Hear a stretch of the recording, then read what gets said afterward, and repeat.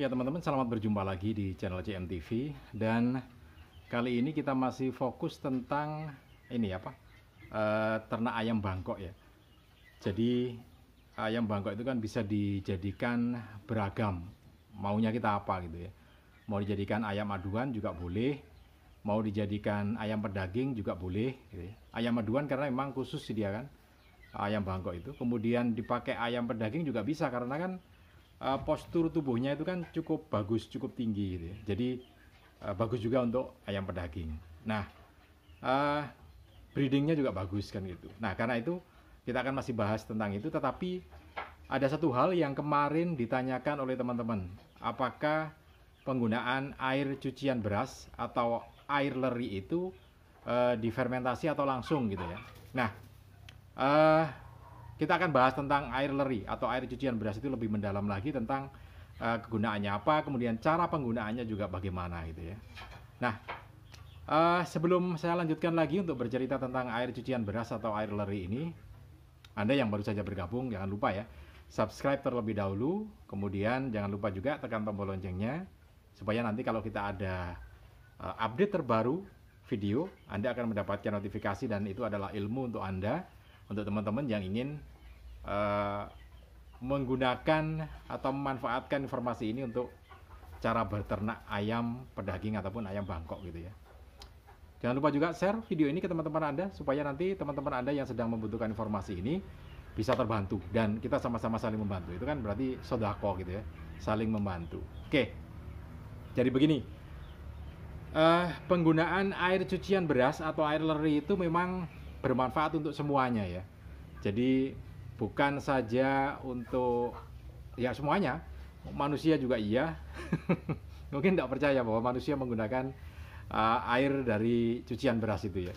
Kemudian juga untuk tanaman juga iya, untuk hewan unggas juga iya. Nah, kalau untuk manusia itu kan tajinnya. Jadi bukan air lerinya tapi air tajinnya. Kalau air tajinnya itu kan dimasak, kemudian airnya kan keluar. Nah, itu yang dimasak dipakai untuk bayi kalau mau disape gitu ya. Jadi tidak menggunakan susu tetapi menggunakan air tajin itu. Zamannya bapak kita dulu atau nenek moyang nenek-nenek kita, kakek kita dulu sebelum ada Formula 1 sebelum ada susu formula ya pakai tajin itu.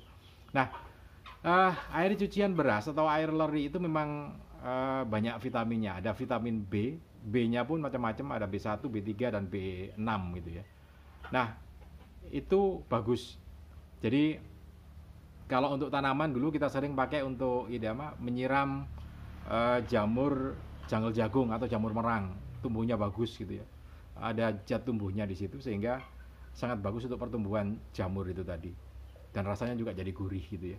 Nah, itu untuk tanaman, untuk pupuk juga bisa dipakai gitu ya. Bahan baku pupuk gitu ya. Nah, bagaimana dengan untuk unggas kita ini, ayam, bebek gitu ya. Hampir semua unggas bisa memanfaatkan air cucian beras itu. Nah, apakah difermentasi atau tidak gitu ya? Terserah Anda, mau difermentasi boleh, mau tidak juga boleh.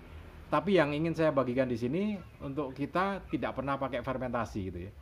Jadi air cucian beras itu begitu beras dicuci kemudian airnya kita tampung. Nah, kita jadikan satu untuk persiapan pakan. Jadi pakan itu kan seperti yang saya sampaikan berkali-kali bahwa pakan kita itu campuran. Ada dedaknya, kemudian ada sayurnya dari daun pepaya itu, kemudian buah pepayanya juga yang sudah tua atau sudah matang juga nggak apa-apa.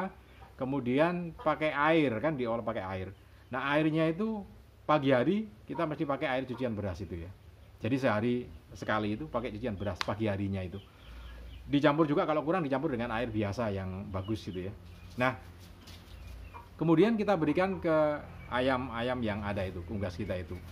Nah, hasilnya memang cukup bagus ya, karena dari sisi dagingnya itu air cucian beras ini akan bisa menghancurkan lemak yang ada di dalam daging ayam itu. Jadi ayam Bangkok itu kan mestinya badannya singset gitu ya, harus singset gitu.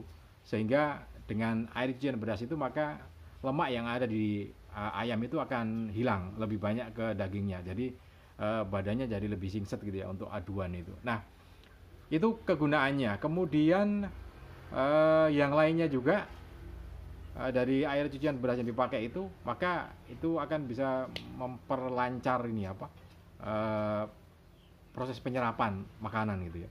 Karena kan kalau yang kita lihat beberapa peternak itu memang menggunakan hmm, vitamin untuk apa, untuk membuat pencernaan makanan jadi lebih bagus, daya serap terhadap makanan juga jadi lebih bagus. Nah, tapi yang kita gunakan hanya itu gitu ya. Dan daya serapnya juga sudah cukup bagus untuk mengkonversi pakan jadi daging gitu ya. Kan eh, logikanya kan kalau makanan masuk ke dalam ayam, ke dalam perut ayam, kemudian kalau diproses secara maksimal, mestinya konversi dagingnya bagus, kemudian yang memang harus jadi apa, kotoran ternak harus jadi kotoran ternak, tetapi daya serapnya itu yang dimaksimalkan dengan cara tadi itu, air cucian beras itu.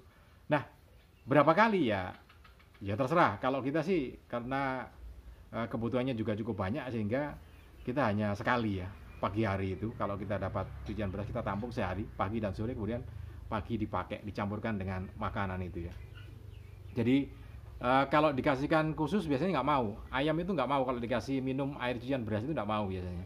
Karena itu dipaksakan. Nah, daripada repot memaksa-maksa ayam untuk minum, kan repot. Masa ayam dipaksa-paksa untuk minum gitu ya. Daripada kita repot memaksanya, ya campur aja dengan makanan itu. Jadi makanan kita pakai basah gitu ya.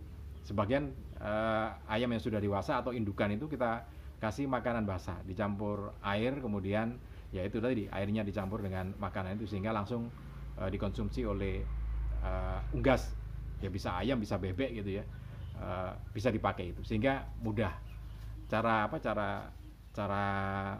mengkonsumsikannya kepada ayam itu. Nah, itu yang bisa saya bagikan, mudah-mudahan bisa ini ya, bisa dimanfaatkan, karena beberapa pertanyaan kemarin tentang penggunaan ini apa, cara penggunaannya, difermentasi atau tidak. Nah, kalau kita sudah sekian tahun ya tidak pernah pakai fermentasi, langsung saja repot gitu ya, langsung aja dipakai, dicampurkan dengan makanan tadi, jadi langsung bisa dikonsumsi oleh ayam. Makanya ayamnya juga 2 kali, pagi jam 7 pagi, kemudian sore itu jam 2 sampai setengah 3 lah, itu pas, kemudian malamnya dia istirahat, dan rata-rata habis makanannya gitu ya. Mereka atau ayam-ayam ini sangat suka, dan badannya juga bagus, hampir tidak ada lemaknya gitu ya. Untuk ayam aduan juga bagus, untuk ayam pedaging juga bagus, karena kan dedeknya cukup tinggi. Nah, kemudian ada yang tanya, apakah memang hanya ayam Bangkok saja yang mengkonsumsi air cucian beras atau air leri? Enggak gitu ya. Jadi semua ayam boleh mengkonsumsi air leri ini. Apakah ayam kampung, ayam Jowo gitu ya, ayam Jowo super itu, atau apapun, kalau diberikan ini tentu jadi lebih bagus lagi. Malah ada yang lebih ini, lebih apa? Lebih aneh buat saya, cuman dilakukan juga. Jadi air cucian beras itu dicampur, kemudian dipakai untuk memandikan ayam. Jadi bulunya dimandikan pakai air cucian beras itu, sehingga bagus katanya ya, cuman saya belum pernah mencobanya.